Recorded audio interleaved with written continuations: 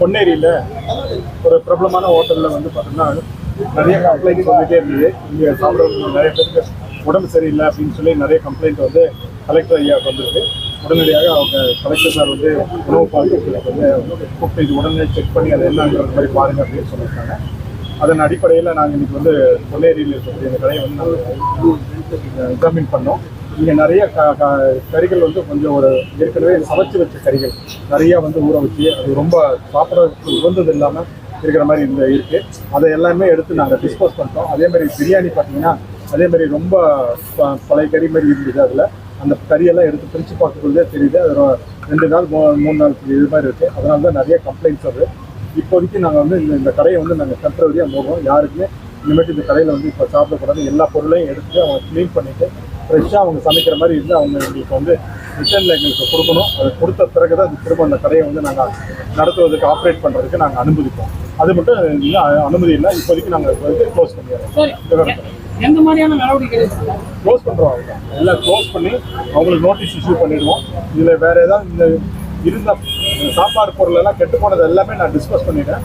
இனிமேட்டு இந்த மாதிரி பண்ணினாங்க அப்படின்னா பர்மனெண்ட்டாக அவங்கள வந்து க்ளோஸ் பண்ணுற மாதிரி சூழ்நிலைக்கு இது முதல் வார்னிங்கே நான் வந்து க்ளோஸ் பண்ணி 15 நாளைக்கு நான் க்ளோசிங் ஆர்டர் கொடுப்பேன். இப்போ அதுக்கு அவங்க மீறி அது மாதிரி பண்ணுறாங்க அப்படின்னு சொன்னால் பர்மனெண்ட்டாக அந்த கடையை முடியும்.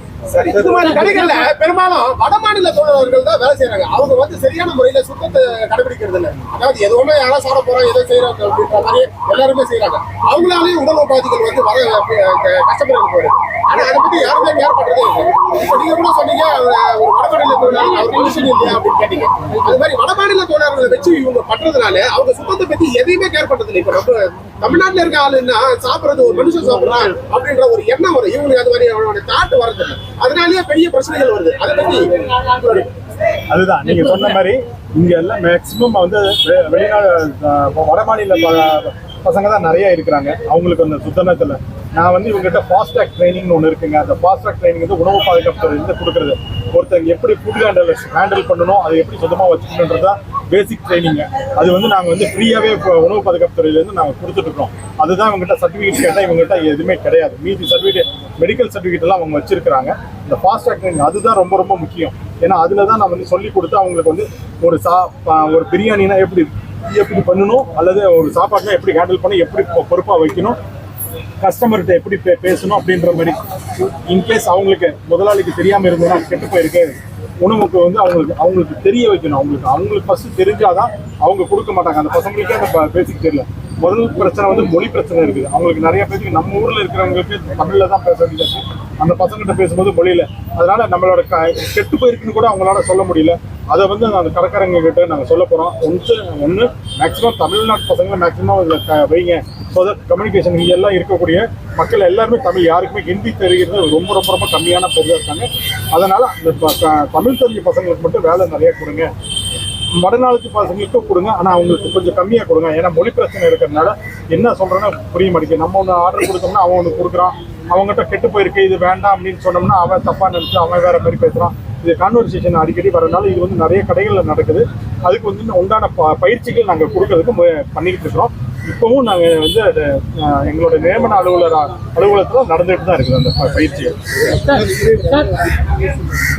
நம்மளே வச்சிடறோம். நம்மளே இங்கே இப்போ க்ளோஸ் பண்ண சொல்லிட்டோம். அவங்க எல்லாம் சுத்தம் பண்ணிட்டு இந்த மாதிரி கறிகள் திரும்பவும் அவங்க பண்ணினாங்க அப்படின்னா பர்மனெண்ட்டாக அதை க்ளோஸ் பண்ணுவோம். ஆய்வுக்கு வரும்போது நீங்க கொடுக்குற டைமிங்கை விட ஒரு 4 மணி நேரம் பொறுத்து தான் வரீங்க. அதுக்குள்ளே அவங்க சில விஷயத்தை டிஸ்கஸ் பண்ணிடுறாங்க.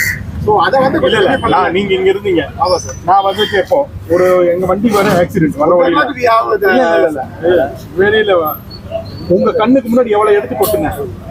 உங்க கண்ணுக்கு முன்னாடி தான் நான் பண்ணினேன். கெட்டு போன கறி உங்க கண்ணுக்கு முன்னாடி தான் காட்டினேன். நான் ஏதாவது அவங்களுக்கு சொல்லிட்டு வர்றேமா? அவங்க எதோ பண்ணாங்க. உங்க கண்ணுக்கு முன்னாடி தான் நான் பண்ணினேன். நான் வண்டியில் எடுத்துட்டு வந்து வச்சு யாருக்கும் நான் பண்ணலையே. அவ்வளோ கறிகள், அவ்வளோ பன்னீர், அவ்வளோ பிரியாணியும் மேடம் இருக்காங்க. அவங்க டாக்டர். அவங்களுக்கு முன்னாடியே பிரித்து காமிக்கிறேன். ஒரு கறினா எப்படி இருக்குன்னு அவங்களுக்கு தெரியும். அம்மாவா அவங்களுக்கு தெரியும். நான் வந்து லேட்டாக வந்துட்டேன்னா அப்படிலாம் கிடையாது. நாங்கள் டிராவலிங்கு எங்களுக்கு நிறைய வேலைகள் பணிகள் இருக்கு. ஆனா வந்தாலும் எங்களோட பணிகள் எந்த குறையும் நாங்கள் இல்லாம நேற்று வந்து நாங்கள் பாருங்க இந்த கடைக்கு வந்த இங்கிருந்து சப்ளை பண்ணக்கூடிய அலமாதியில் கூட தான் உங்களுக்கு சென்ட்ரல் கிச்சனில் போயிட்டு சிவியர் வார்னிங் கொடுத்துட்டு தான் வந்திருக்கோம். நார்மலாக இது கெட்டு போகிறதுக்கு உண்டான ஐடியா என்ன காரணம்னு நாங்கள் அதில் ஆராய்ச்சி பண்ணும்பொழுது கிச்சன்ல இருந்து சமைச்சு இங்கே எடுத்துகிட்டு வர்றாங்க. எடுத்துகிட்டு வரும்பொழுது அந்த வண்டியில் தான் எடுத்துகிட்டு வர்றாங்க.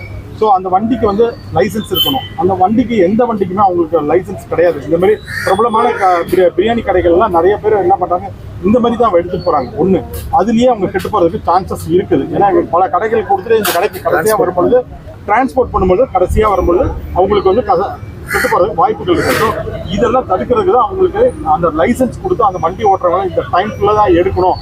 ஷார்ட்கட்டாக எவ்வளோ சீக்கிரம் போகணுமோ ஊரில் இருக்கிற கடையை பூரா கொடுத்துட்டு கடைசியாக இந்த தனியாக இருக்கிற கடைக்கு வந்தாங்கன்னா கண்டிப்பாக பிரியாணி ஆறி போயிடும். கெட்டு போகிறதுக்குன்னா இருக்குது நிறைய. ஏன்னா பிரியாணி கூட பரவாயில்ல, அங்கிருந்து சிக்கன் எல்லாம் அங்கேயே ப்ரிப்பேர் பண்ணி தான் கொடுத்துட்றாங்க. அந்த சிக்கன் எல்லாம் இங்கே எடுத்துகிட்டு வந்து செய்யும் பொழுது கெட்டு போகிறதுக்குன்னா வாய்ப்புகள் நிறையா இருக்குது. அதனால இது என்ன சார் அதாவது பெரிய கடைகள்ல தான் நீங்க உணவு துறை அதிகாரிகள் வந்து ஆய்வு செய்வீங்க, சின்ன சின்ன கடைகள்லாம் ஆய்வு செய்ய மாட்டீங்க? ஏன்னா என்னங்க, நான் சின்ன தெருவார கடைக்கு போனா நீங்க பெரிய கடைக்கு போக மாட்டேங்கிறீங்க, பெரிய கடைக்கு போனா நீங்க சின்ன கடைக்கு போக மாட்டேங்கிறீங்க. நாங்க எல்லா கடைங்க எங்களுக்கு இல்லைங்க, தெருவோர கடையில இருந்து ஸ்டார் ஹோட்டல் வரைக்கும் அந்த எல்லா கடைக்குமே நான் ரைடு டெய்லி நான் போயிட்டு தான் இருக்கேன். நீங்க பாத்துட்டு இருப்பீங்க, நான் எந்த கடைக்கும் பாகுபாடெல்லாம் காட்ட மாட்டேன். இந்த சின்ன கடையா இருந்தாலும் சரி, பெரிய கடையா இருந்தாலும் சரி, பெரிய செயின்ஸ் ஆஃப் ஹோட்டலா இருந்தாலும் சரி, உணவு பாதுகாப்பு துறை தன் கடமையை செய்யும். ஓகே, ஆய்வு பண்றீங்க. இந்த மாதிரி தேநீர் கடை இதெல்லாம் கூட எல்லாருமே பண்ணிடுறோம். எல்லாமே நீங்க வாங்க என் கூட ஒரு நாள் கிட்ட வந்தீங்கன்னா தெரியும் எத்தனை கடைகளுக்கு நாங்கள் போறோம், எத்தனை கடைகளுக்கு வந்து அவங்களுக்கு அறிவுரைகள் கொடுக்குறோம். ரொம்ப அதிகமா இருக்கிற கடைகள் பார்த்தோம்னா நாங்கள் அப்பவே மூடிட்டு ஃபில் பண்ணிடுறோம். பொதுமக்களுக்கு வந்து பாதிப்பு வராம இந்த பிரியாணி நீங்க மேடத்துக்கிட்டே நாங்கள் காமிச்சோம். அது கெட்டு போய் அதை மக்கள்கிட்ட போய் சேரக்கூடாதுன்னு நாங்கள் உடனே தடுத்து நிறுத்திட்டோம் கையோட. Okay, thank you.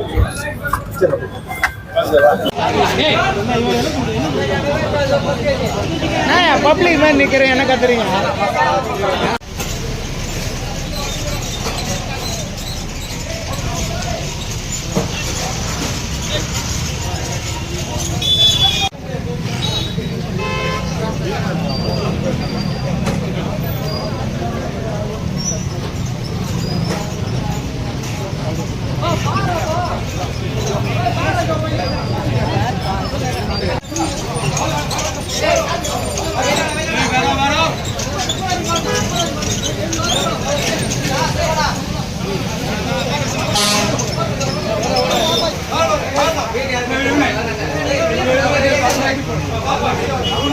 கவர்ந்து போடு.